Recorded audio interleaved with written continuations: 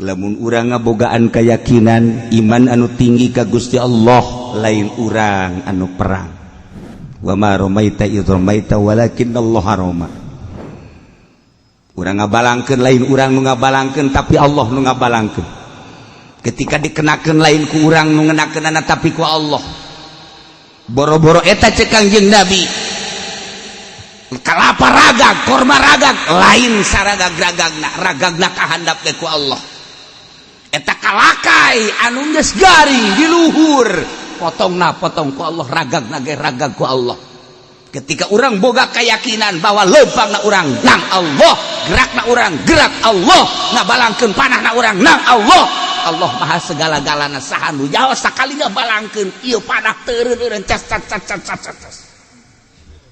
saha nu nyaho ngabubat babet pedang urang teh ieu dibantuan ku Allah nu urang teu nyaho kege turun malaikat dan ngabogaan tenaga energi di luar kemampuan urang nu mantak para waliullah nu mantak kok bisa kuat eta cicing di leuweung boga keyakinan anu luhur wani nama eta Syekh Maulana Hasanuddin cicing di luhur Gunung Karang lantaran boga keyakinan anu luar biasa wanian amat eta teh Syekh Kal Sunan Kadir Jaga cicing di sisi kali taulan boga keyakinan anu tinggi eta mah para wali-wali Allah ieu urang kuari hudang tek ti peuting kemudian mandi wudu tengah peting poek mungkleng batur saat lelah sarare urang hudang bila perlu urang berangkat ke makam terus urang takorub di dinya kontesieun sih kasieun sebab nu dideuleu asal kabayar hutang wah tong lain ibadah deui bae ingat aing daripada aing boga hutang ke ku polisi mendingan aing maca sholawat bae geus di makam caknya nama sholawat bisa mayar hutang merenana tuh hutang mah kudu duit lain ku zarah ieu mah boga hutang zarah salah ke hutang mah dagang ngajual sawah bayar mulai di makam ge bae kudu teh getol amat hayang kabayar hutang ya ieu budak mal kebal dirantai budak ge salah jarah bae minta berkahna supaya jalan tuh masalah tapi nungguan duit ke geruduk ti dia mah mana orang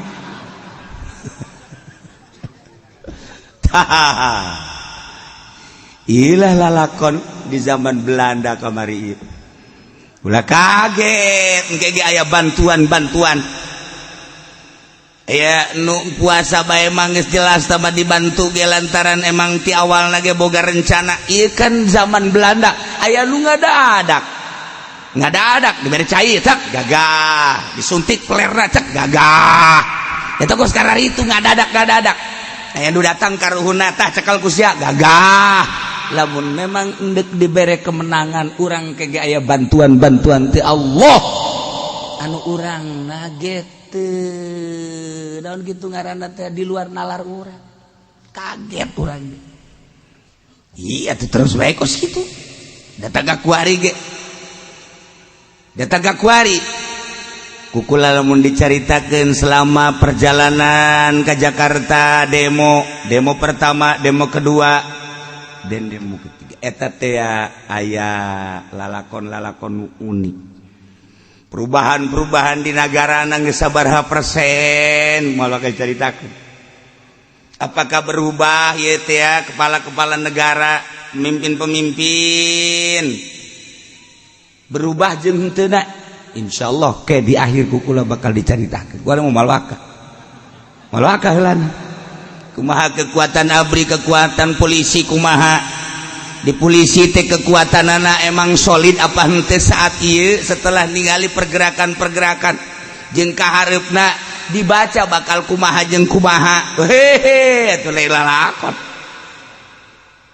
sakieu ge encan tarurun encan masih kena marah rendem kene mendem atuh dipodoli jancan keluar sekali keluar innalillahi lah we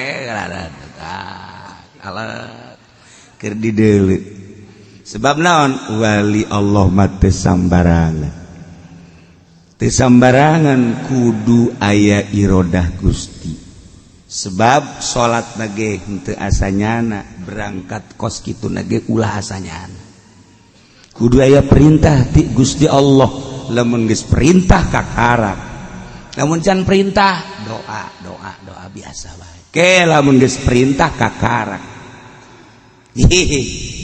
udah disangka emang kumaha gitu di Indonesia lalakona di Belanda teh nu dikaji lain kehebatan orang Indonesia tapi nu dikaji teh ieu mistikna ji orang Indonesia mah bisa halal liber teh diakui ku dunia ditembak ngebul haju paeh teh diakui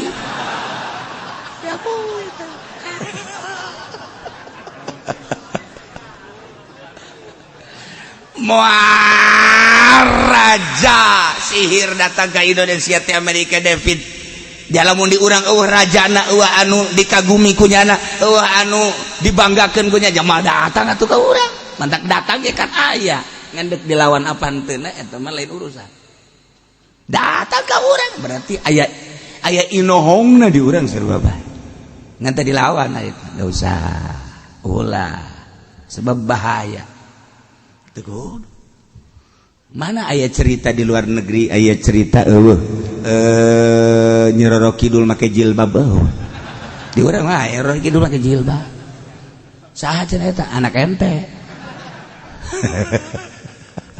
tadi urang mah kan neliti bagian pedagang neliti perdagangan perpolitikan neliti perpolitikan perkekebalan nu aya di TNI jeung polisi palingnya di samping teknis-teknis eta tetapi di luar negeri teh menilai ka urang kos kitu nama gampang teknis-teknis eta mah dimiliki ku unggal negara tetapi di luar eta aya keistimewaan Indonesia di Indonesia mah bisa nembak di imah atuh naonan nah bisa ditembak di imah ya nah tembak wae sia si eta tes tembak ini lompat sorangan neangan saku bae beusi persanian jeger tepuguh di mana nu nembak eta kan nu hesena dah cenah kieu mah dongeng doang atuh dongeng-dongeng geulana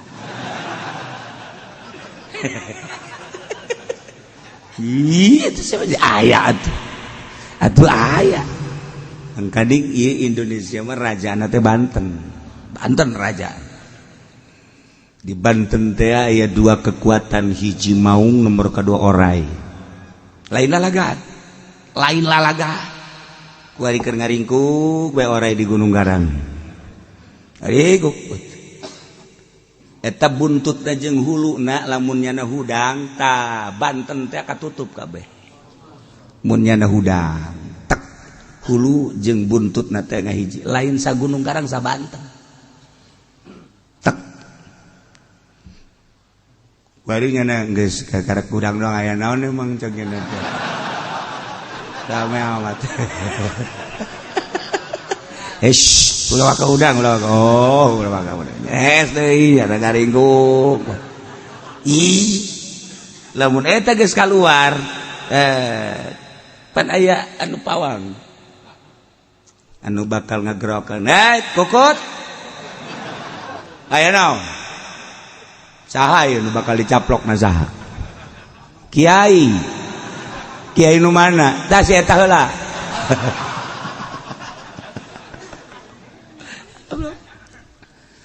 laile masih kene sebab di urang mah baheula teh kan bentukna kerajaan sedengkeun hiji-hijina kerajaan inget kerajaan Yogyakarta tumbang Surakarta tumbang berbagai kerajaan tumbang inget Banten teu pernah aya sejarah tumbang tidak ada sejarah tumbang Banten apakah tumbang Banten aya masih kuari teh masih solid kerajaan Banten pokoknya asal geus udang ka mana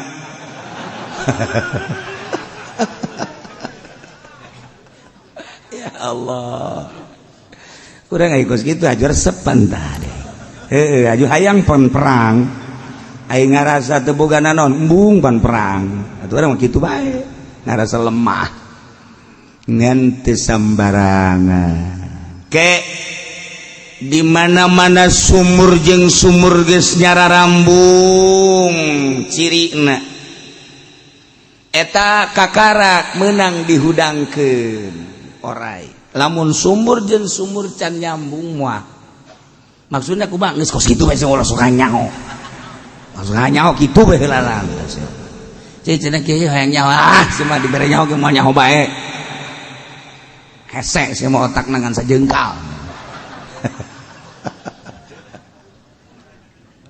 tuh iyalah aya sejarah sok taliti kerajaan Sriwijaya kerajaan Fatahila kabeh geus puguh Surakarta Yogyakarta kabeh termasuk Cirebon tumbang tapi Banten teu pernah aya tumbang solid mantak kuari teh dipake kasieun huru-hara Banten cekelan Banten sing ada ulah datang ke hudang Banten hudang cilaka Banten gede cekelan di puntayangan ka mana arahna cekelan Banten ulah kena hudang Banten atuh geus nagara oyag ji masyaallah kahiji eta dua mau emang eta TNI ngabogaan gitu lambang mau mana itu siapa singa we teu nyaho ajar jasinga weurang iya Banten lalaga negara mana daerah mana kota mana anu bisa ngahiji jeung maung moal aya lain Banten urang datang ke Banten hayang boga maung bisa ka imah urang hayang dijagaan ku maung imah urang atuh tinggal datang bae ka Banten ambalayah maung ye negara maung teh kapan di Banten ieu nu ngaji ka dieu ge nu ngaji ka dieu aya maung gareng nu ngaji ka dieu mun hayang nyaho ieu maungan ngarupa jelema saha atuh si eta aya mau urang ngobrol kan jeung nyana sugan teh jelema mau di geus datang nyana kumaha kiai leg-leg bae ish urang leg-leg mau aung teh bisa disamat di Banten ngahariji jeung manusia maung teh di Banten teu tumbang kerajaan Banten masyaallah kari iya urang ngomong-ngomong maung di Banten waduh sing ade si aya maung tah jelema anu diajak ngobrol ku urang teh tah sugan teh lain maung wah orangnyana maung ji antak sing ade geus bugu aya maung di polsek polres eta mah geus iya mau loba iyalah Banten cekelan bari teu beunang hudang Banten cilaka Banten lamun hudang aya keneh lamun aya jelema make iket bajuna hideung calanana hideung ha sing ade eta aduh bakal ngondang maung teu sambarangan jelema tuh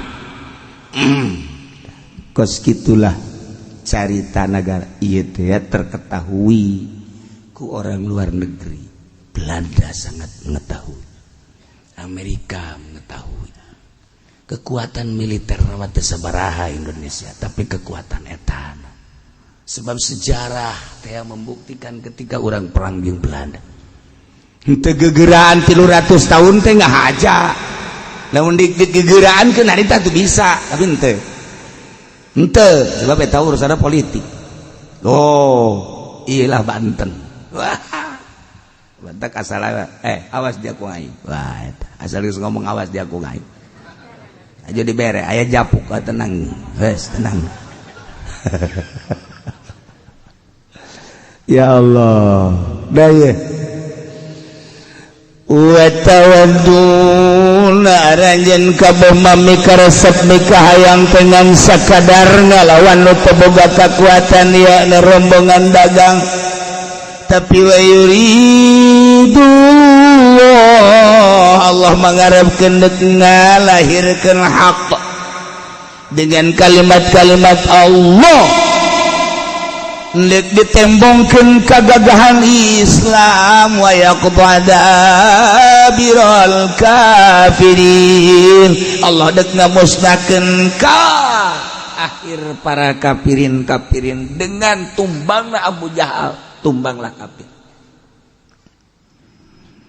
Masya Allah karim liyuhiqal haqqa wa yubtilal batil maksudna Allah hendak tetapkan kana hak yakni Islam wa yubtilal batil dan hapus batil yakni kufur dengan mudah Allah walau karihal mujrimun sanajan musyrikun mak embungeun tumbang kakapiranan sanajan musyrikun jeung mujrimun mah embungeun lenyap kebatilan tapi ketika Allah menghendaki gampang mudah.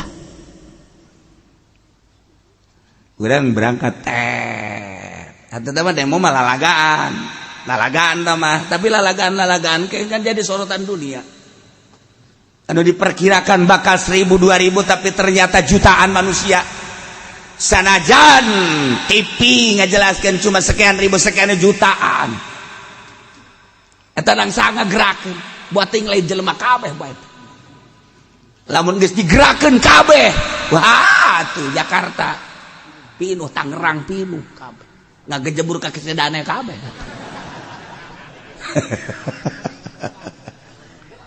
ih mangkaning boga sejarah Jakarta teh kapan eta teh ngaranna baheula teh kerajaan Jakarta Banten teh kerajaan Banten Jakarta teh mangkaning dipimpin ku Banten sapira Jakarta mangan sakadar kalapa naon tuh Sunda kelapa leutik kerajaan Jakarta teh ngan sakadar Sunda kelapa tapi Banten mah kerajaan internasional New Zealand Belanda Inggris Arab Cina India datang na ka Banten kabeh Sunda kelapa maletik mantak Jakarta kajin kena acak-acakan tapi lamun Banten geus huda dibenteng ku sadane cisadane teh lain sakadar ngaran biasa ge nu mantak buayana ge lain lalagaan sadane ge atuh buayana ge nya mah lamun geus ngamuk pawangna ge digegel bae buaya batet sadar emang gue gitu pawangna deleg-deleg banyak asal teu akur baju kira tah ieu mah sejarah Tangerang teh ke kulang ke dongeng Tangerang ge aya naonan di Tangerang mantap dipantau seputar kegiatan teh Pandeglang Serang Tangerang sangat dipantau luar negeri mantau besi hudang Tangerang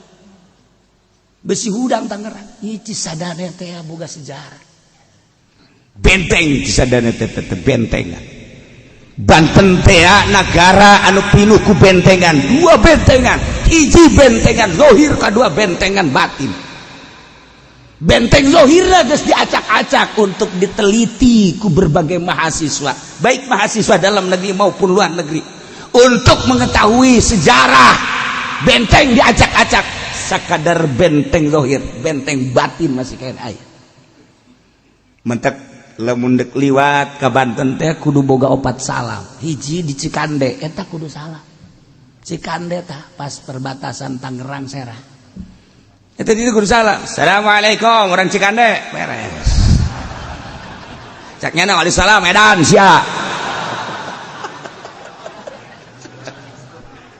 iya geus kos kitu bae anu boga sejarah mah pasti kitu urang Cirebon, Jawa Tengah, Jawa Timur, dek ngadu jeung urang Banten lewat Cikande laas ilmu kabeh. Saha bae?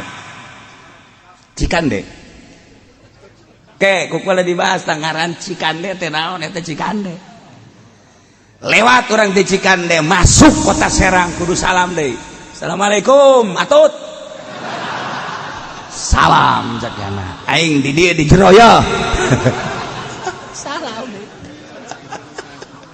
Serang juga sejarah itu Serang. Masya Allah. Terus asup lewat kota Serang masuk kota Banten salam deh. Begitu orang datang ke kaca-kaca Banten kakarak salam. Ketika orang keluar di Serang salam deh. Lantaran di dieu loba nu ngageugeuh seantero Pandeglang Rangkas Bitung Lebakat caricing di dieu. Banten teh lamun zahir mah kuari geus acak-acakan, batin mah masih kae. Matak loba nu zarah ka Banten leungit. Leungit. Diris budak leutik mah kolot leungit, masyaallah. Teangan saminggu horeng kawin. Aduh.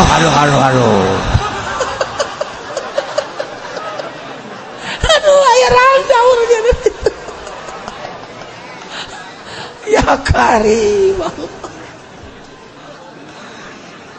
Lah ikir cerita perang Badar. Terjadilah pilihan kuari salah satu di antara dua. Ketika para sahabat milih ir tetapi dibelokkan ku Gusti Allah, kita milih nafir harus berhadapan dengan pasukan Abu Jahal. Anu lobana 1000 bari sudah diperlengkapi oleh senjata anu mutakhir saat eta. Sahabat hanya 300 personil manusia. Kecaritakeun mah ku eta geus beuleud tekad para sahabat berangkat ke medan laga Badar dengan dijanjikan ku Kangjeng Rasulullah ulah sieun dengan tekad anu bulat iman anu luhur bakal datang bantuan ti Gusti Allah. Allah mah segala-galana nu penting hiji liuhikul haq wa yubdila batil sesuai jeung Allah dek nembongkeun hak yakna Islam dek naruntukeun batil yakna kafir hiji eta insyaallah teh Kangjeng Nabi. Walau karihal mujrimun, sanajan orang-orang kafir, orang-orang musyrik tidak suka dengan tumbangna kekafiran, tumbangna kemusyrikan. Adab urang diperintah ku Allah cek Kangjeng Nabi. Siap. Mulailah gerak para sahabat ke medan laga, melanjutkan instruksi Kangjeng Rasul dipandu ku Gusti Allah. Tastaghithuna rabbakum wallahu a'lam bissawab.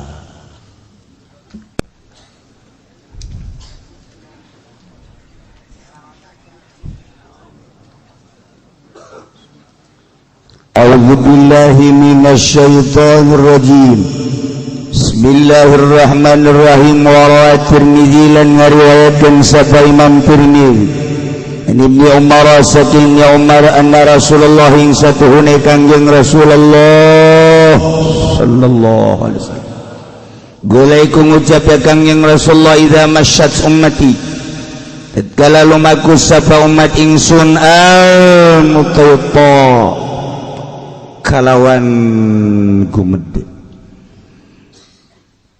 wa khadamatsun lan ngaladen hum ing ummati abnau Paris apa pirang-pirang anak Paris warum lan rum salatul syarau maka bakal ngalindi apa pirang-pirang kangalane ummati ala khiyari ingat saya pirang-pirang kang becike umat wal mutayta'u at-tabakhtur fil masyi utai mutayta' iku gumedhe ing dalam lumaku iku gumedhe ing dalam lumah. Imam Tirmidzi ngariwayatkeun sebuah hadis di Abdullah bin Umar bahwasanya Kangjeng Rasulullah sallallahu alaihi wasallam kantos nyarioski idza masyat ummati di mana lempang umat kaul al mutayta kalawan gumedhe edeg diperintah ku Gusti Allah wala tamshi fil ardi maraha, tetapi ieu mah lempang teh asa aing jabatan aya di aing, kakayaan aya di aing, gagah aya di aing. Lempang teh geus pokona mah ngabayangkeun jelema teh ieu lamun ngahalangan dibeli kabeh jeung hulu-huluna. Eta jelema edeng kitu ngaran. Asas gelempang aya nu ngahalangan. Awas ya. Ce ulah kita sia. Karanjang sia jeung siana dibalik wae. Jelema bau parah itu. Geus teu meunang katoel, teu meunang kagesek. Kalangkang nage geus teu meunang dilengkahan. Poharanya. Weh, teu edek-edek da pohara tah jelema. Masyaallah kan. Wah.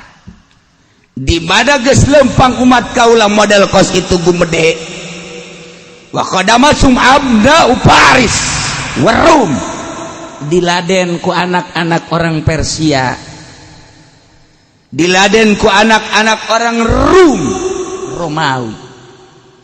Eta teh ngalambangkeun manusia-manusia anu henteu bener. Muslimin mukminin diladen ku kafirin. Turunlah di Persia, Romawi, Rum, yakni orang-orang kafir geus ngaladen. Geus di mana-mana di negara pejabatna lempangna geus araredeg, gumede asa aing, sia mah teu boga bintang deuleu di aing mah tuh. Di dia 3, di dia 4, jumlah 7 bintang.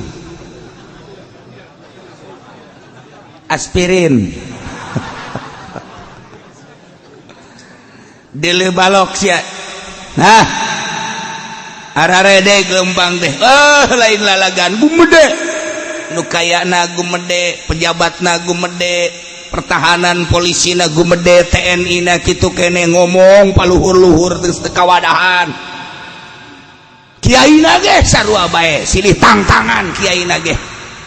Geus lu bener kabeh ge. Deuk milu ka mana ieu urang? Milu ka kiai ieu kieu, milu ka kiai ieu kieu. Kok persepsina jadi berbeda sih? Kitabna akur Al-Qur'an tapi berbeda. Berarti kan aya japuk-japuk anu nyelap di jero hate. Itu berbeda. Deuk ka mana ieu urang? Urang kok dibawa ki kieu angan ieu teh. Nah, nang tangan kiai jeung kiai silih tangtang, ustad jeung ustad silih tangtang edeg ngaranna. Lempang teh geus henteu asli, munafik kabeh. Diladen ku para kafirin. Nasrani ngaladen tah dibere ku aing sia, Yahudi ngaladen tah dibere ku aing sia. Orang-orang Persia nu kuari meureun Iran ayo ngaladen sadaekna tah nu penting kembangkeun minimal ulah ngembangkeun kahakan, ulah ngembangkeun hak. Persia jeung Rum teh geus ngaladen, yakni orang-orang kafir teh. Urang teh dibabawa ku urang kafir. Manyari tanu dibabawa ku kiai. Aju kiaina aju sasalaman cium tangan, goblok bin tolol bin oplo bin. Kula masuk ya Allah, teh ka sakikituna teh si kiai.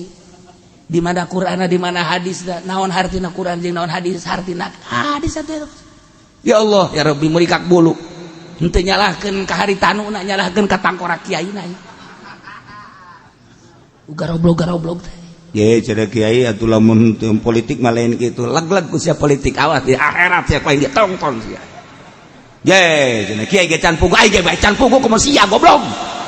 Tungtung nama urang gelut teh jeung nyana.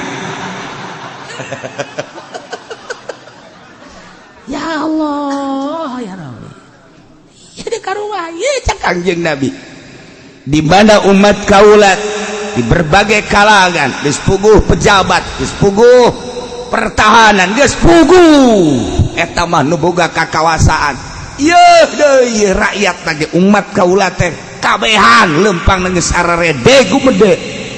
Diladenan di hadaman ku orang-orang kafir di Romawi, Persia.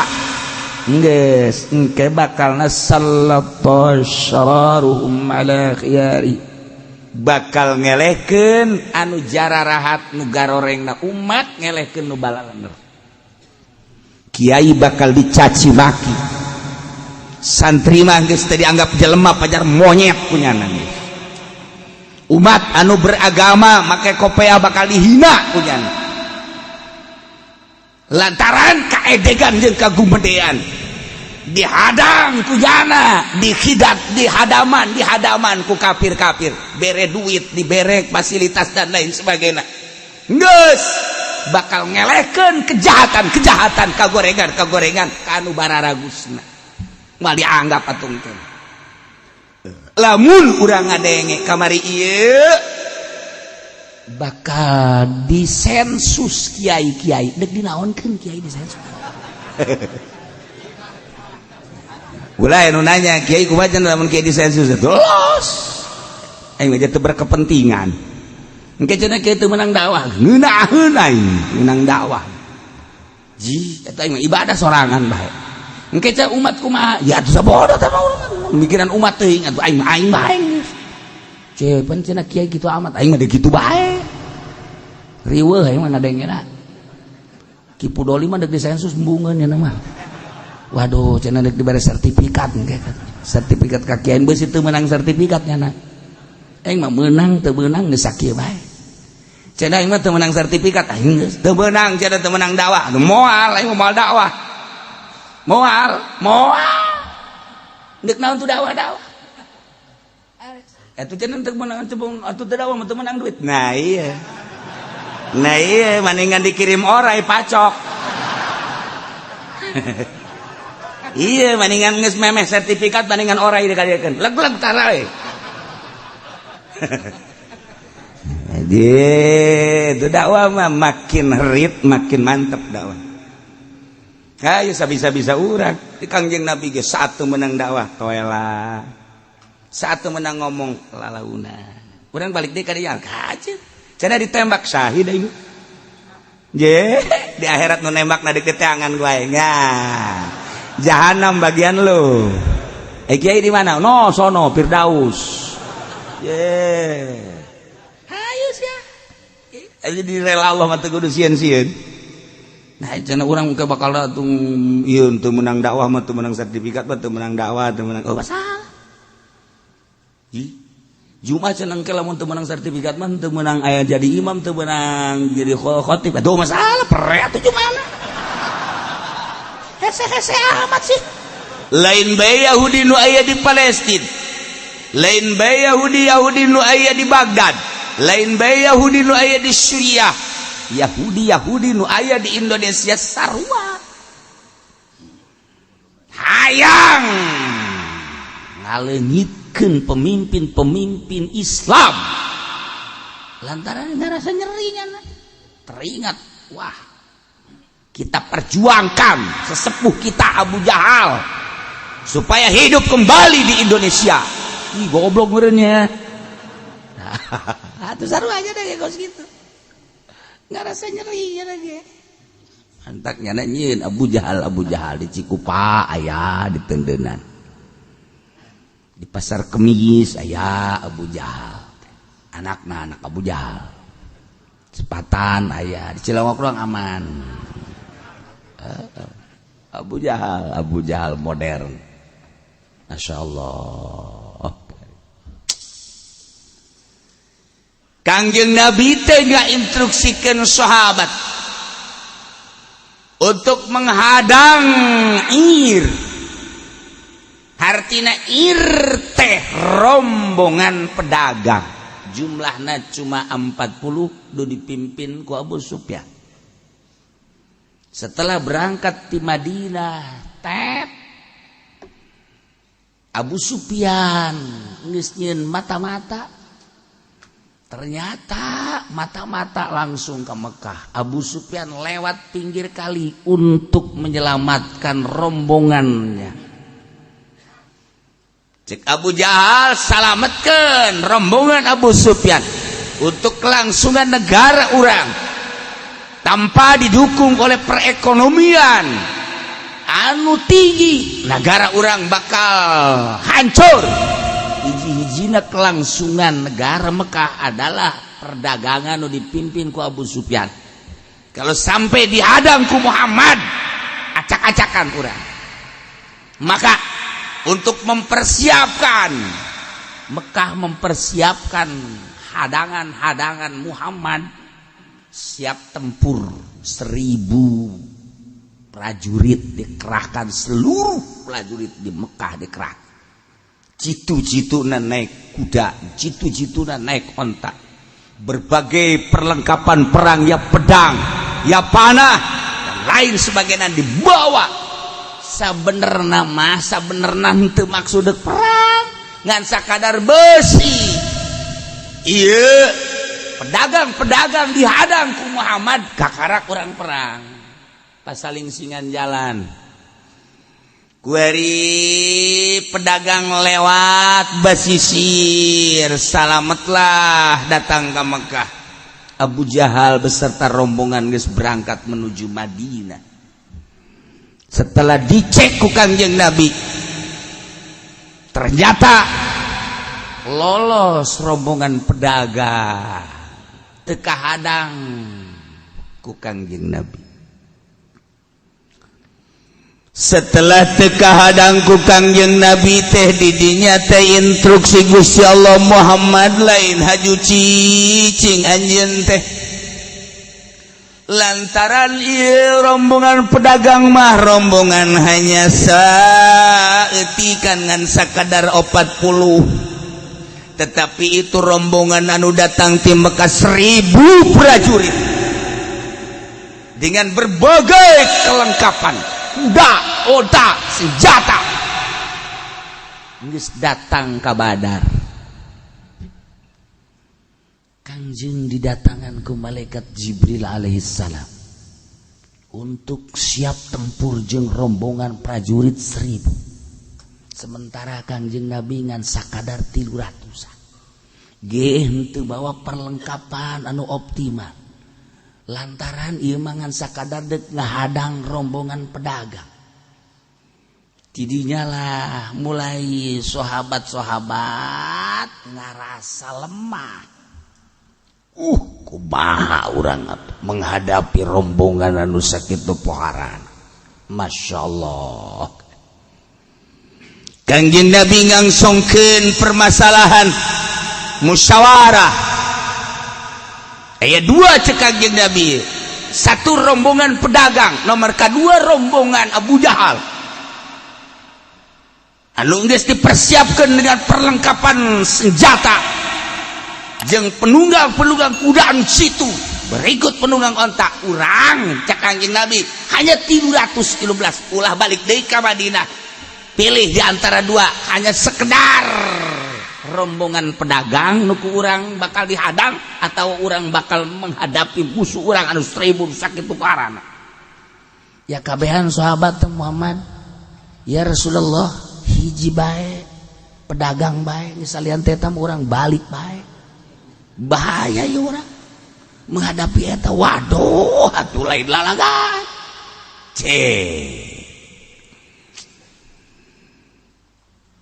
Alaika bila'ir ya Muhammad ya Rasulullah wada'il adwa. Cak sahabat, hiji bae urang ir bae rombongan pedagang, ulah sok macem-macem sebab urang perlengkapan. Kangjeng Rasul bendu, Pakodiwa Rasulullah. Ketika sahabat embung perang bendu Kangjeng Rasul, ya Allah. Di dia kakarek Sida Umar, Sida Abu Bakar, Sida Umar nyarios. Qala Abu Bakar wa Umar radhiyallahu anhum hasana fil qaul, bahasa anu lemah lembut. Sa'ad bin Ubadah geus sarua, ya Rasulullah, sebab katingali wajahna bendu. Bahaya cek Abu Bakar, bahaya gede, bendu Rasul, bendu Allah. Namun Allah geus bendu cilaka urang. Unzur amraka famdi fihi, wallah law sirta ila adan ma takhallafa anka rajulun midal ansar, perlihatkan dan pertunjukkan perintahmu ya Muhammad, ya Rasulullah. Langsung ke naon cita-cita anjeun wahai Rasulullah. Dek berangkat kemana demi Allah?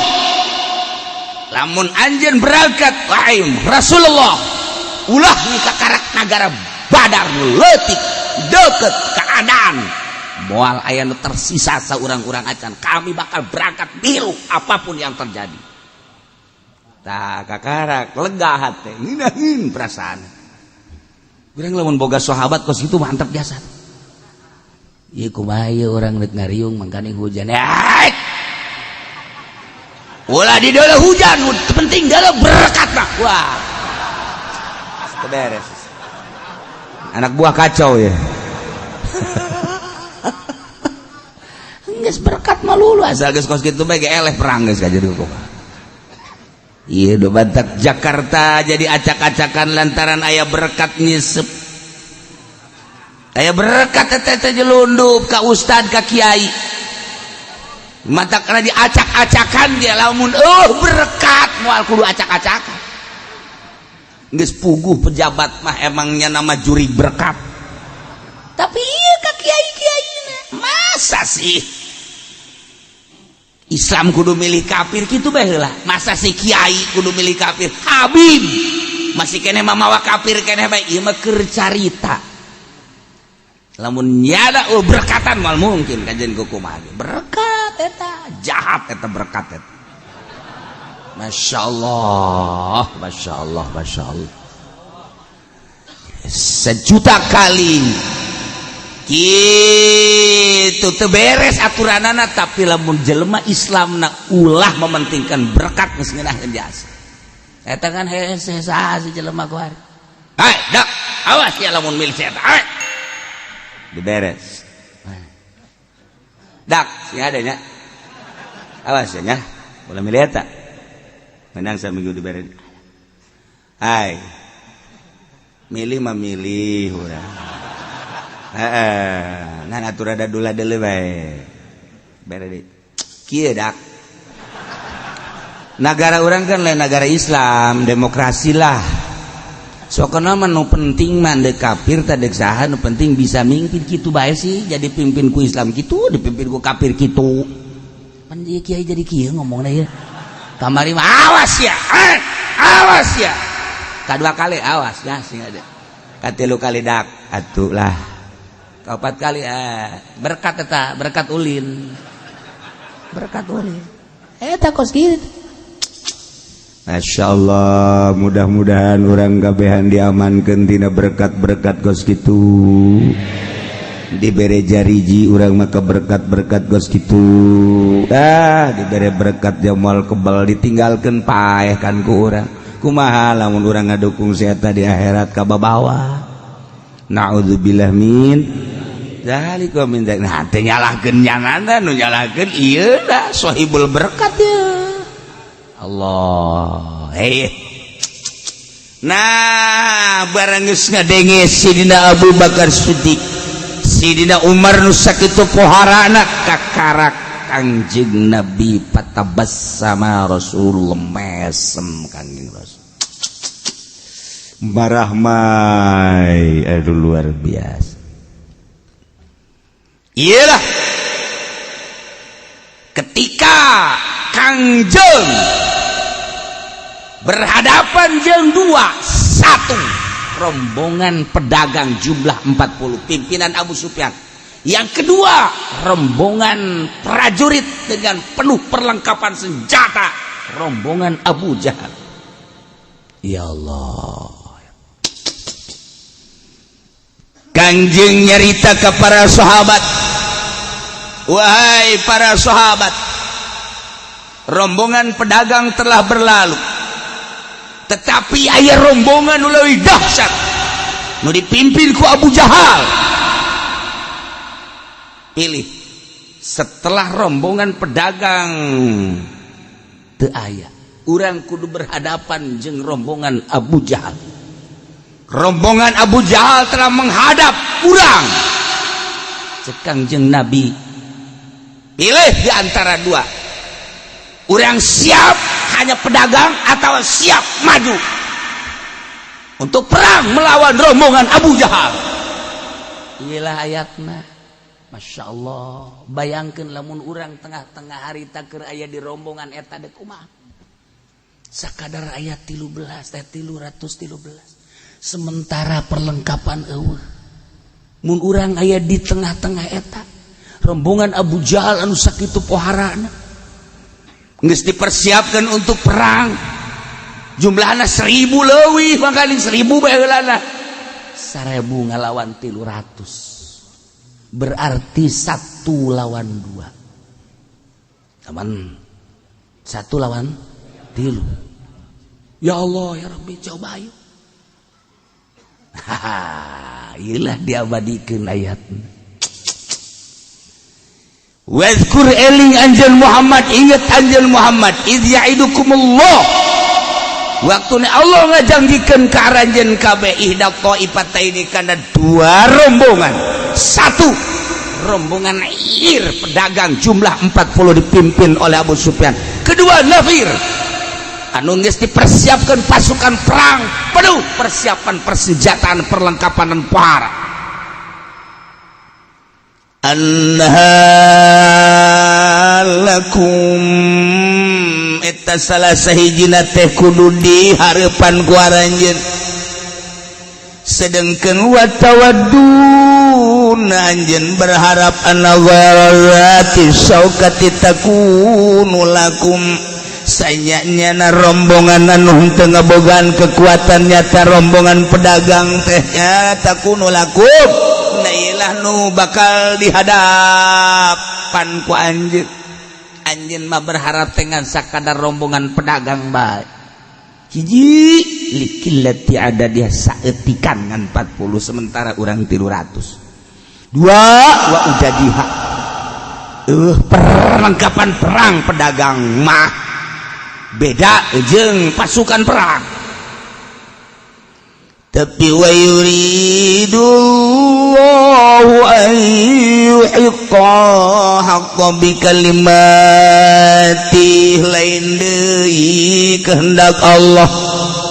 Wa yuridullahu ngarepkeun Gusti Allah ma yuhiqqal haqqa kana ngajelas ngalahirkeun netepkeun hak bi kalimatihi kalawan kalimat Allah nu teulah. Allah dek nembongkeun Islam dengan peperangan Badar nu saeutik muslim ngalawan kafir nu loba. Jang contoh Allah kari dek ngabeakeun kafirin anu tersisa di Mekah.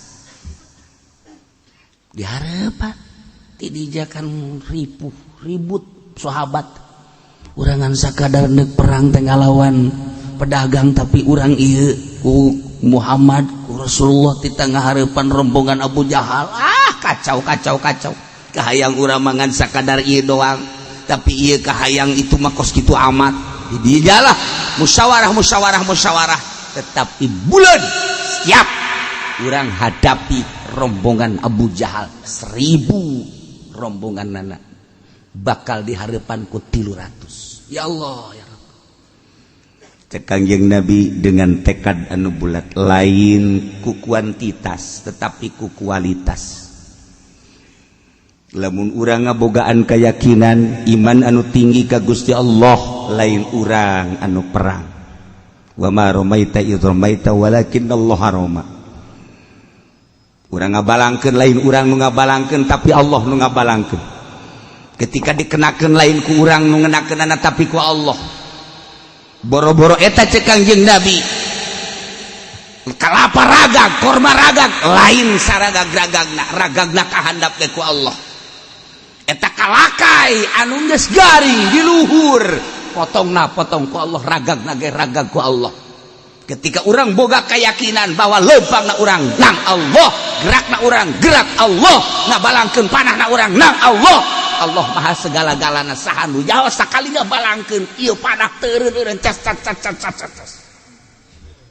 Sahanu jauh nggak bubat babet pedang urang teh iya dibantuan ku Allah lu urang teu jauh kege turun malaikat dan ngabogaan tenaga energi di luar kemampuan urang kakarak sahabat je ai kitu mah tuh mantap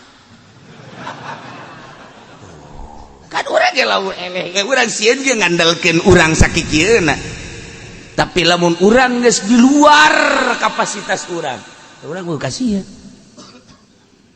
urang boga kabogoh kemudian kabogoh urang telepon bae kudu berangkat mangkaning jam 9 peuting liwat kuburan rada maribis kan urang aya biasa sadar mah sieun aing kadinya kuntianak aya di dinya momonon aya di dinya pocong aya di dinya tapi dengan tegat anu bulat demimu Sarwiti enggak sawah lu di deuleut kuntilanak tinggal kuntilanak pocong tinggal pocong gas minggir sia kabeh eta setan ge sieun boy aya setan rajana liwat ya setan ge sieun eta ge masyaallah da ieu nu mantak para waliullah nu mantak kok bisa kuat eta cicing di leuweung boga keyakinan anu luhur wani amat eta Syekh Maulana Hasanuddin cicing di luhur Gunung Karang lantaran boga keyakinan anu luar biasa wanian amat eta teh Syekh Kal Sunan Kadir Jaga cicing di sisi kali taulan boga keyakinan anu tinggi eta mah para wali-wali Allah ieu urang kuari hudang tek ti peuting kemudian mandi wudu tengah peting poek mungkleng batur saat lelah sarare urang hudang bila perlu urang berangkat ke makam terus urang takorub di dinya kontes sieun sih kasieun sebab nu di deuleu asal kabayar hutang wah tong lain ibadah deui bae ingat aing daripada aing boga hutang ke ku polisi mendingan aing maca sholawat bae geus di makam caknya nama sholawat bisa mayar hutang merenana tuh hutang mah kudu duit lain ku zarah ieu mah boga hutang zarah salah hutang mah dagang jual sawah bayar mulai di makam ge bae kudu teh getol amat hayang kabayar hutang ya ieu budak mal kebal dirantai budak ge salah jarah bae minta berkahna supaya jalan tuh masalah tapi nungguan duit ke geruduk ti dia mah mana orang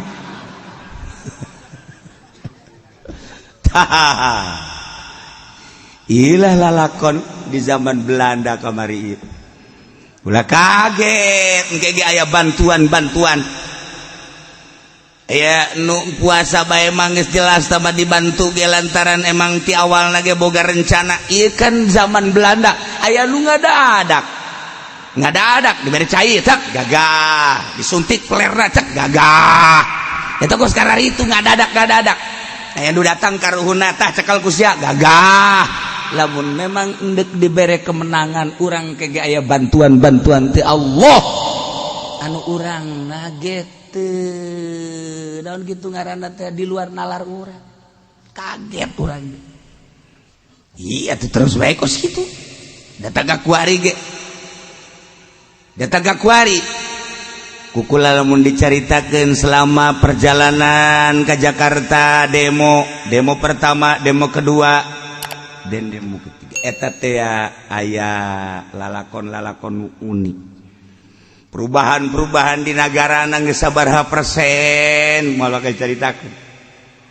apakah berubah ieu teh kepala negara pemimpin berubah jeung henteu na insyaallah ke di akhir kukula bakal dicaritakeun gua mau malwaka heula kumaha kekuatan ABRI kekuatan polisi kumaha di polisi teh kekuatanana emang solid apa henteu saat ieu setelah ningali pergerakan jeung kahareupna dibaca bakal kumaha jeung kumaha hehe atuh lain lalakon sakieu ge encan tarurun encan masih kena marah rendem kene mendem atuh kipodoli jancan keluar sekali keluar innalillahi terlah we alat keur dideuleu sebab naon wali Allah mah teu sambarangan kudu aya irodah Gusti sebab salat nage henteu asanyana berangkat kos kitu nage ulah asanyana kudu aya perintah ti Gusti Allah lamun geus perintah kakarak lamun can perintah doa biasa wae ke lamun geus perintah kakarak udah disangka emang kumaha gitu di Indonesia lalakona di Belanda teh nu dikaji lain kehebatan orang Indonesia tapi nu dikaji teh ieu mistikna ji orang Indonesia mah bisa halal liber teh diakui ku dunia ditembak ngebul haju paeh teh diakui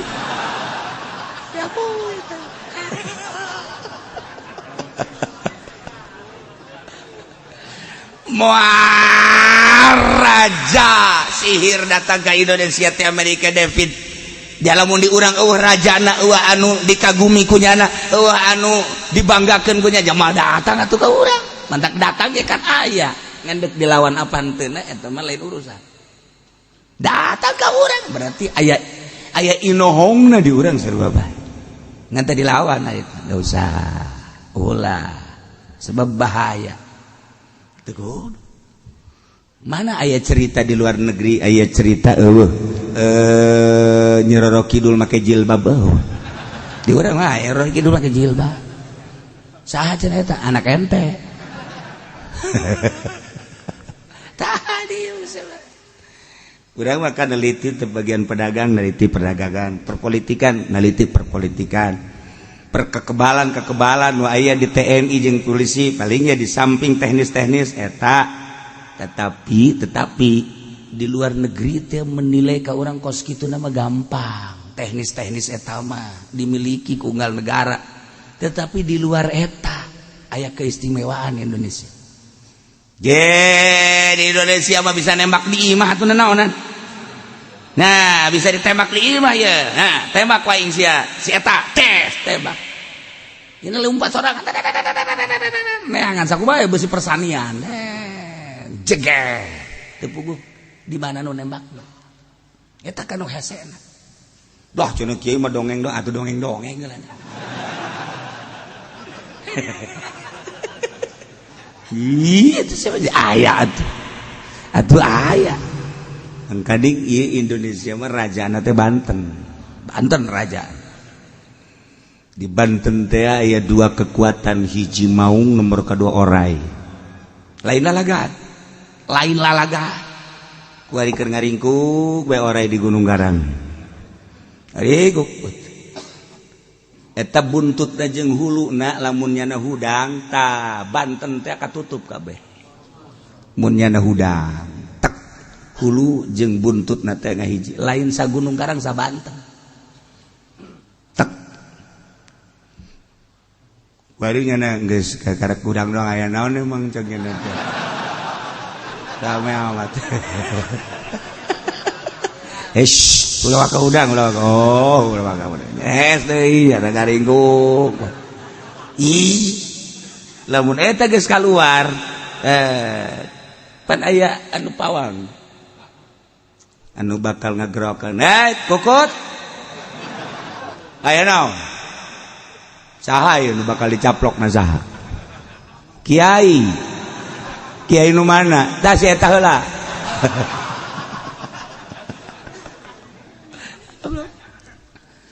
laile masih kene sebab di urang mah baheula teh kan bentukna kerajaan sedengkeun hiji-hijina kerajaan inget kerajaan Yogyakarta tumbang Surakarta tumbang berbagai kerajaan tumbang inget Banten teu pernah aya sejarah tumbang tidak ada sejarah tumbang Banten.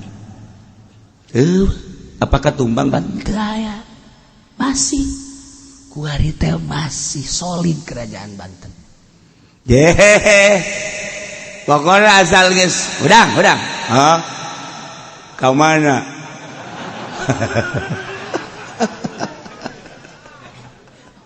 Ya Allah. Urang ngikos kitu aja resepan tah deh. Aju hayang pon perang aing ngarasa teu boga naon embung pan perang atuh urang mah kitu bae ngarasa lemah ngan teu sambarangan ke di mana-mana sumur jeung sumur geus nyararambung cirina eta kakarak meunang dihudangkeun orai lamun sumur jeung sumur can nyambung moal maksudna kumaha geus kos kitu bae sing ulah suka nyaho maksudna nyaho kitu bae heula cai cenah kieu hayang nyaho cenah dibere nyaho ge moal nyaho bae hese sia mah otak nangan sajengkal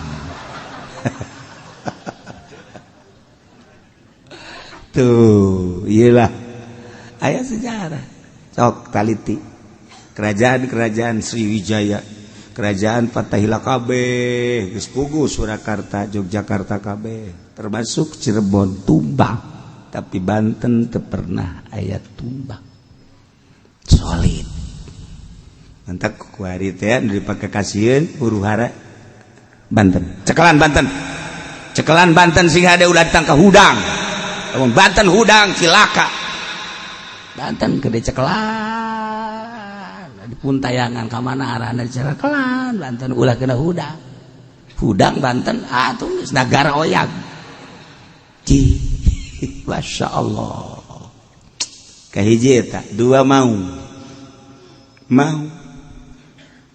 emang eta TNI ngebogaan gitu lambang maung mana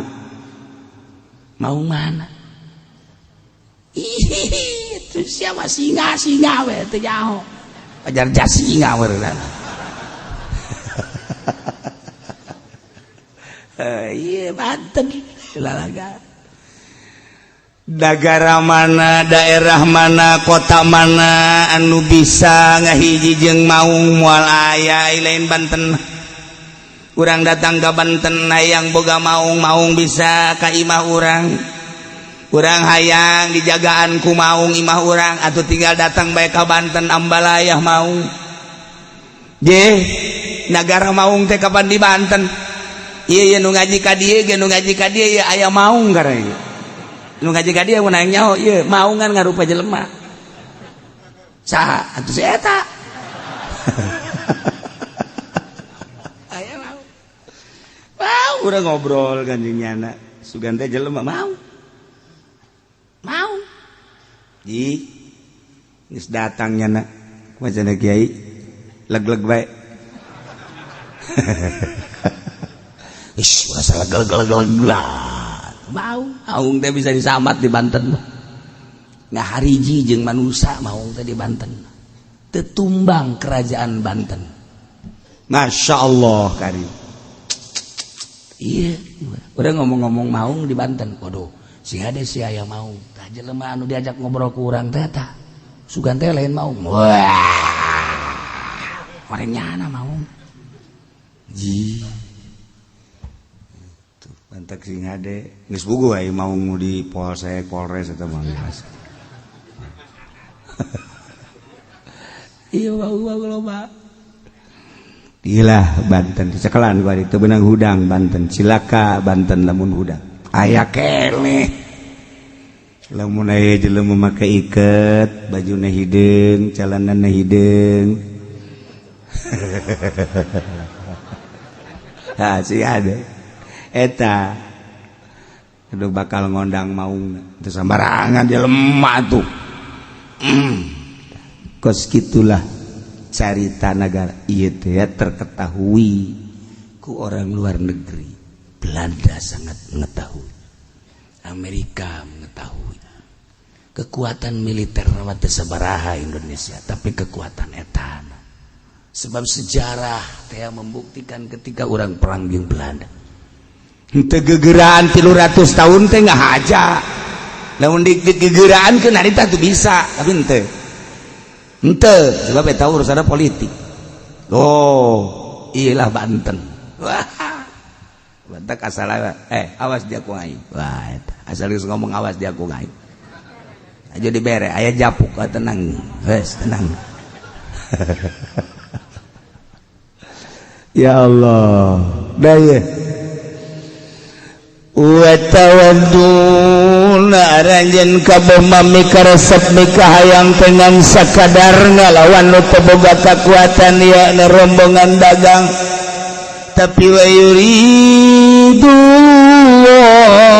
Allah mangharepkeun deuk ngalahirkeun haq dengan kalimat-kalimat Allah dek ditembongkeun kagagahan Islam wa yaqtada birul kafirin Allah dek ngamusnahkeun ka akhir para kafirin dengan tumbangna Abu Jahal tumbanglah kafir. Masya Allah karim liyuhiqal haqqa wa yubtilal batil maksudna Allah hendak tetapkan kana hak yakni Islam wa yubtilal batil hendak ngahapus batil yakni kufur dengan mudah Allah walau karihal mujrimun sanajan musyrikun mak embungeun tumbang kakapiranan sanajan musyrikun jeung mujrimun mah embungeun lenyap kebatilan tapi ketika Allah menghendaki gampang mudah. Urang berangkat atau teman demo mah lalagaan mah tapi lalagaan kan jadi sorotan dunia anu diperkirakan bakal 1000-2000 tapi ternyata jutaan manusia sanajan TV ngajelaskeun cuma sekian ribu sekian jutaan eta nang saha ngagerakeun buat ting lain jelema kabeh bae lamun geus digerakeun kabeh wah tuh Jakarta pinuh Tangerang pinuh kabeh ngagejebur ka kesedane kabeh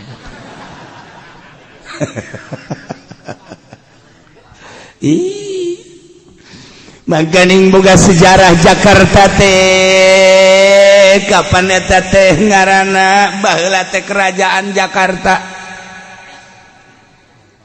Banten teh kerajaan Banten Jakarta teh mangkaning dipimpin ku Banten sapira Jakarta mangan sakadar kalapa naon tuh Sunda kelapa leutik kerajaan Jakarta teh ngan sakadar Sunda kelapa tapi Banten mah kerajaan internasional New Zealand Belanda Inggris Arab Cina India datang ka Banten kabeh Sunda kelapa maletik mantap Jakarta kajian kena acak-acakan tapi lamun Banten geus sudah dibenteng ku Sadane Cisadane teh lain sakadar ngaran biasa gehe nu mantap buayana ge lain lalagaan Sadane ye atuh buayana ge nyana mah lamun geus ngamuk pawangna ge digegel bae buaya batet Cisadane emang kumaha gitu pawangna dileg-leg bae asal teh akur bae juga eta ieu mah sejarah Tangerang teh ke kulang ke dongeng Tangerang gitu aya naonan di Tangerang mantap dipantau seputar kegiatan teh Pandeglang Serang Tangerang sangat dipantau luar negeri mantau besi hudang Tangerang ieu Cisadane teh boga sejarah benteng Cisadane teh bentengan Banten teh negara anu pinuh ku bentengan dua bentengan hiji bentengan zahir kadua bentengan batin benteng zahirna geus diacak-acak untuk diteliti ku berbagai mahasiswa baik mahasiswa dalam negeri maupun luar negeri untuk mengetahui sejarah benteng diacak-acak sakadar benteng zahir benteng batin masih kain aya mantap lamun dek liwat ka Banten teh kudu boga opat salam hiji di Cikande eta kudu salam Cikande tah pas perbatasan Tangerang Serang eta ditu kudu salam assalamualaikum orang Cikande beres caknya na waalaikumsalam edan sia iya geus kos kitu bae anu boga sejarah mah pasti kitu urang Cirebon, Jawa Tengah, Jawa Timur, dek ngadu jeung urang Banten lewat Cikande laas ilmu kabeh. Saha bae? Cikande. Ke, kukula dibahas tangaran Cikande teh naon eta Cikande. lewat orang di Cikande masuk kota Serang kudu salam deui. Assalamualaikum atut. Salam jakana. Aing di dieu di jero ya. Salam deui. Serang juga sejarah tuh Serang. Masya Allah. Terus asup lewat kota Serang masuk kota Banten salam deh. Begitu orang datang ke kaca-kaca Banten kakarak salam. Ketika orang keluar di Serang salam deh. Lantaran di dieu loba nu ngageugeuh seantero Pandeglang Rangkas Bitung Lebakat caricing di dieu. Banten teh lamun zahir mah kuari geus acak-acakan, batin mah masih kae. Matak loba nu zarah ka Banten leungit. Leungit. Diris budak leutik mah kolot leungit, masyaallah. Teangan saminggu horeng kawin. Aduh. Aduh aya rangga urang. Ya Karim. Lah ikir cerita perang Badar. Terjadilah pilihan kuaris salah satu di antara dua. Ketika para sahabat milih ir tetapi dibelokkan ku Gusti Allah, kita milih nafir harus berhadapan dengan pasukan Abu Jahal. Anu lobana 1000 bari sudah diperlengkapi oleh senjata anu mutakhir saat eta. Sahabat hanya 300 personil manusia. Kecaritakeun mah ku eta geus beuleud tekad para sahabat berangkat ke medan laga Badar dengan dijanjikan ku Kangjeng Rasulullah ulah sieun dengan tekad anu bulat iman anu luhur bakal datang bantuan ti Gusti Allah. Allah mah segala-galana nu penting hiji liuhikul haq wa yubtila batil sesuai jeung Allah dek nembongkeun hak yakni Islam dek naruntukeun batil yakni kafir hiji eta insyaallah teh Kangjeng Nabi. Walau karihal mujrimun, sanajan orang-orang kafir, orang-orang musyrik tidak suka dengan tumbangna kekafiran, tumbangna kemusyrikan. Kadap urang diperintah ku Allah teh Kangjeng Nabi. Siap. Mulailah gerak para sahabat ke medan laga, melanjutkan instruksi Kangjeng Rasul dipandu ku Gusti Allah. Istaghithuna rabbakum wallahu a'lam bissawab.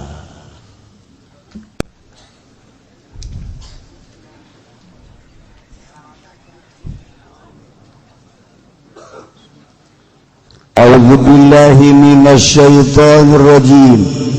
Bismillahirrahmanirrahim. Wa Tirmidzi lan ngariwayatkeun sapa Imam Tirmidzi Ibnu Umar saking Umar anna Rasulullah ing satuhune Kangjeng Rasulullah sallallahu alaihi wasallam golek ngucap ya Kangjeng Rasulullah idza masyat ummati tatkala lumaku sapa umat ingsun al mutayta kalawan gumedhe wa khadamatun lan ngaladan hum ing ummati abnau Paris apa pirang-pirang anak Paris warum lan rum salatul syarau maka bakal ngalindi apa pirang-pirang kangalane ummati ada khiyarihim ingat saya pirang-pirang kang becike umat wal mutayta'u at-tabakhtur fil masyi utai mutayta' iku gumedhe ing dalam lumaku iku gumedhe ing dalam lumah. Imam Tirmidzi ngariwayatkeun sebuah hadis di Abdullah bin Umar bahwasanya Kangjeng Rasulullah sallallahu alaihi wasallam kantos nyarioski idza masyat ummati di mana lempang umat kaul al-mutayta kalawan gumedhe edeg diperintah ku Gusti Allah wala tamshi fil ardi maraha, tetapi ieu mah lempang teh asaing jabatan aya di aing, kakayaan aya di aing, gagah aya di aing. Lempang teh geus pokona mah ngabayangkeun jelema teh ieu lamun ngahalangan dibeli kabeh jeung hulu-huluna. Eta jelema edeng kitu ngaran. Asas gelempang aya nu ngahalangan. Awas ya. Ce ulah kita sia. Karanjang sia jeung siana dibeli ku aing. Jelema bopar eta. Geus teu meunang katoel, teu meunang kagesek. Kalangkang nage geus teu meunang dilengkahan. Poharanya. Weh, teu ku edek-edek da pohara tah jelema. Masyaallah kan. Wah. Di mana geus lempang umat kaula model kos itu gumede. Wa qadama sum'abna uparis warum. Diladen ku anak-anak orang Persia. Diladen ku anak-anak orang Rum, Romawi. Eta teh ngalambangkeun manusia-manusia anu henteu bener. Muslimin mukminin diladen ku kafirin. Turunlah di Persia, Romawi, Rum, yakni orang-orang kafir geus ngaladen. Geus di mana-mana di negara pejabatna lempangna geus araredeg, gumede asa aing, sia mah teu boga bintang deuleu di aing mah tuh. Di dieu 3, di dieu 4, jumlah 7 bintang. Aspirin. Dele balok sia. Nah, araredeg lempang teh. Lain lalagan gumede. Nu kayana gumede, pejabatna gumede, pertahanan polisina gumede, TNI na kitu kene ngomong paluhur-luhur geus teu kawadahan. Kiaina ge sarua bae, silih tangtangan kiaina ge. Geus lu bener kabeh ge. Deuk milu ka mana ieu urang? Milu ka kiai ieu kieu, milu ka kiai ieu kieu. Kok persepsina jadi berbeda sih? Kitabna akur Al-Qur'an tapi berbeda. Berarti kan aya japuk-japuk anu nyelap di jero hate. Itu berbeda. Deuk ka mana ieu urang? Urang kok dibawa ki kieu angan ieu teh.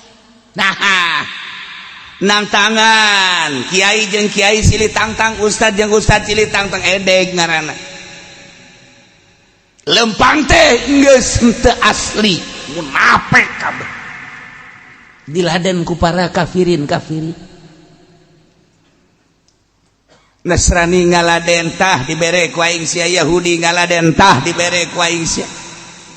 Orang-orang Persia nu kuari meureun Iran ayo ngaladen sadaekna tah nu penting kembangkeun. Minimal ulah ngembangkeun kahakan. Ulah ngembangkeun hak.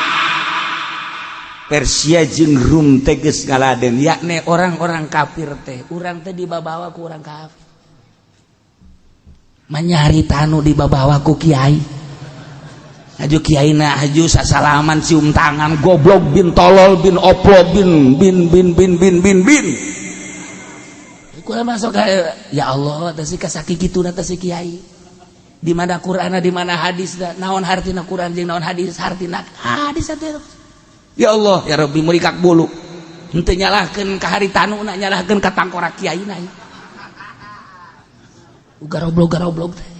Ye cenah kiai atuh lamun politik mah lain kitu. Leg-leg ku sia politik awas di akhirat sia paling ditongkon sia. Ye cenah kiai ge can pugu ai ge bae can pugu kumaha sia goblok. Tungtung nama urang gelut teh jeung nyana. Ya Allah, ya Rabbi. Jadi karuah ieu cak Kangjeng Nabi.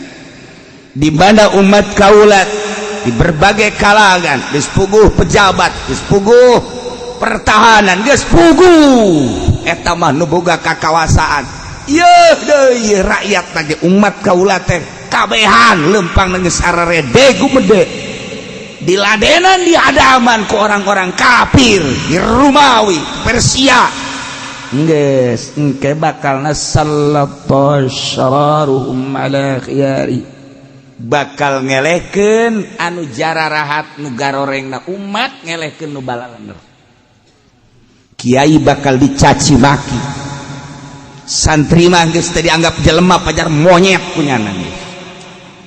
Umat anu beragama make kopea bakal dihina kunyana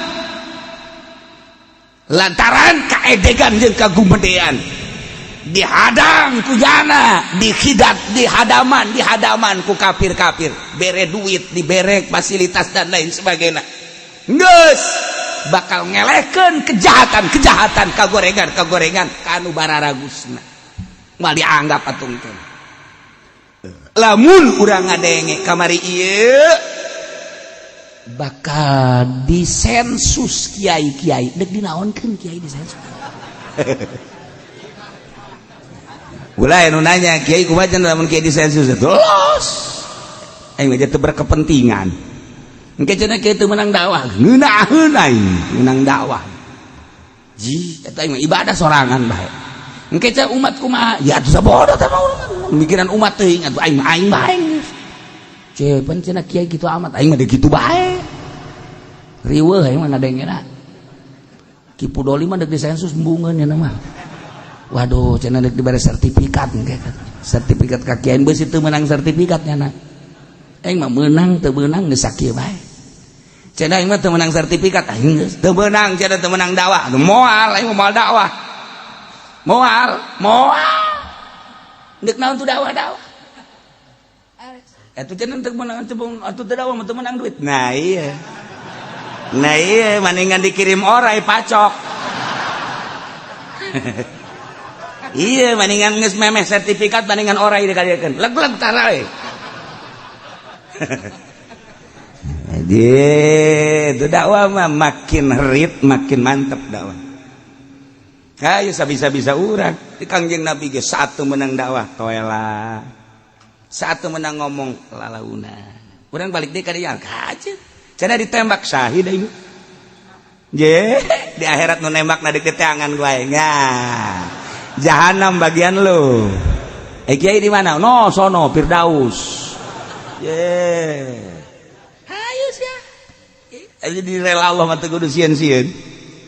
Nah, cenah urang ke bakal datung ieu teu meunang dakwah mah teu meunang sertifikat mah teu meunang dakwah teu meunang masalah. Jumat cenah engke lamun teu meunang sertifikat mah teu meunang aya jadi imam teu meunang jadi khatib. Atuh masalah pere atuh Jumat. Hese-hese amat sih. Karena kiai yang mendapatkan sertifikat tidak hadir, maka Jumat lebur.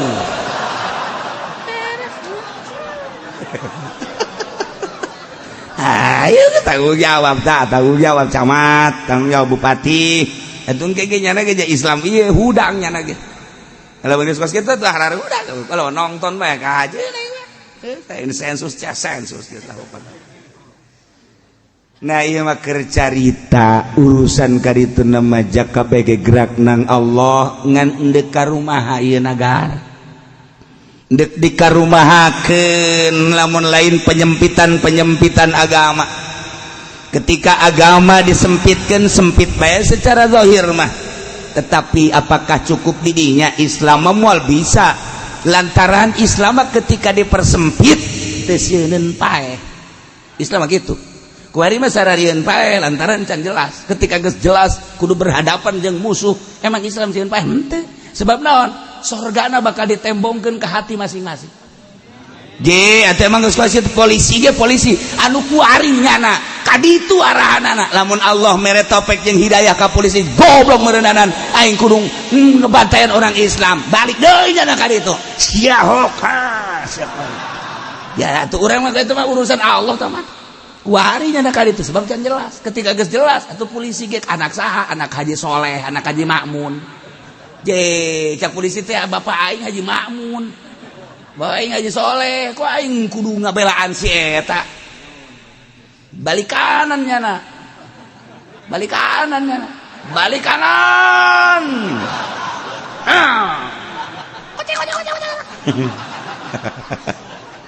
Atuh kuari mah kajeun deui eta mah urusan Allah tah mah kaditu ge. Kaditu nama atuh je atuh.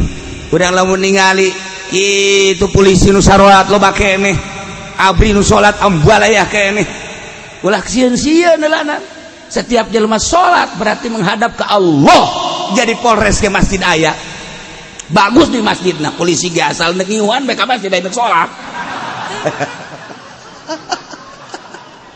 aya Allah itu ge hate da dibalikeun ku Allah nya da ge musyawarah yang polisi-polisi aya ieu urang nanaonan ieu kudu ngabantayan orang Islam emang orang hirup dek di dunia doang naon hartina jabatan di akhiratna urang engke bakal disiksa mah kumaha kitu pican da primit pican bah angkat senjata lu dulu Kapolres ya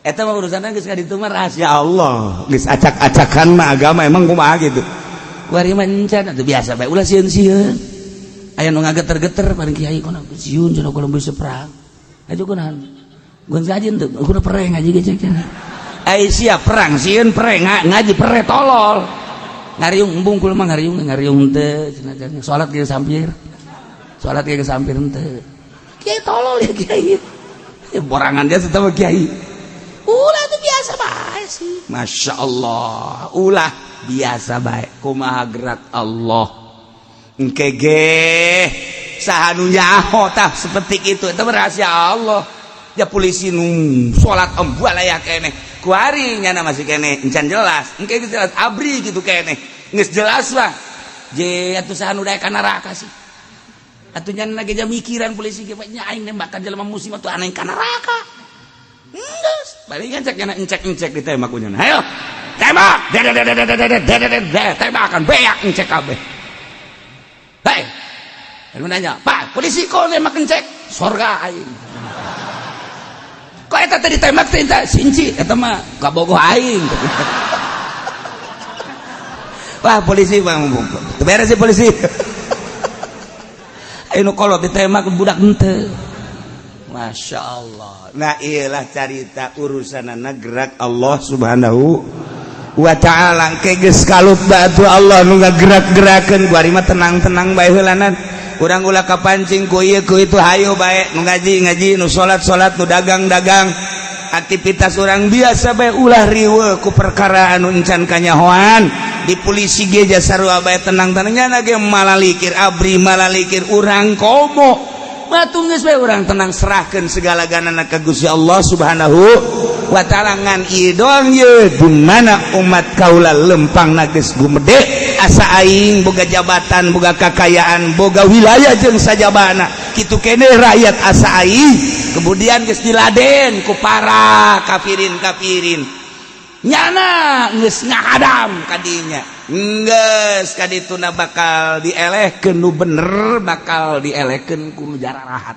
kuari geus hampir kuari geus hampir kuari ge heulanan geus nilai-nilai keagamaan jeung kemuliaan teh geus kaji berarti terbukti ucapan Kangjeng Nabi urang Kangjeng Nabi Muhammad sallallahu alaihi wasallam sadaqah Rasulullah lamun urang kuari dicaci baki kiai dicaci baki misalna ku polisi misalna ku pejabat sadaqah Rasulullah tinggal kitu bae maha bener Kangjeng Rasulullah ternyata ucapanmu ya Allah ya Rasulullah 14 abad yang silam telah dibuktikan oleh polisi-polisi abri-abri dan pejabat-pejabat dan musuh-musuhmu ya Allah yang tidak beragama Islam sadaqah Rasulullah maha benar Rasul tinggal gitu doang udah geus ulah aya sedih ulah aya maha bener engkau ya Rasulullah ucapanmu telah terbukti di Indonesia geus beres aja urang ngalawan ya tenang-tenang bae sih lah engke orai dikirim engke orai dikirim kalpas ulah sieun engke ge aya nu boga kuncina asal geus nyana hudang we orai kikiplik mana ki pudoli ya Allah Roa ibu jauh